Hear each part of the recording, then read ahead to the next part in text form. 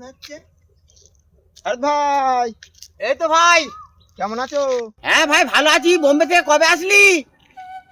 এই তো ভাই সপ্তাহখানেক হলো বাড়ি এসেছি। তা সব ভালো আছিস তো? আরে ভাই এতক্ষণ খুব ভালো ছিলাম, কিন্তু রাস্তায় বেরিয়ে তো দেখছি খুব সমস্যার মধ্যে পড়ে গেলাম। সেই মেনি ব্যাগটা আনতে খেয়াল নেই আমার, বাজারে যাচ্ছিলাম বুঝলে। পয়সা বাড়িতে থুয়ে এসেছিস, তাই কি হবে? আমি তো আছি। তাহলে এইটুকু উপকার যদি না করতে পারি তাহলে আমি কিসের বন্ধু তোর? হাজিরাতের ভাই চরম মন ভালো, মন সাদা সিধা একদম। যাক ভালোই হলো, 2,000 টাকা পট্টি পাট্টা মেরে বসিয়ে নি। এনে পয়সা বাইক থুয়ে চলে এসেছিস, তাই কি হবে রে? 10 টাকা নে। ওই দেখ টোটো, টোটোয় চাপবি, চাম্পান চলে আসবি বাড়ি।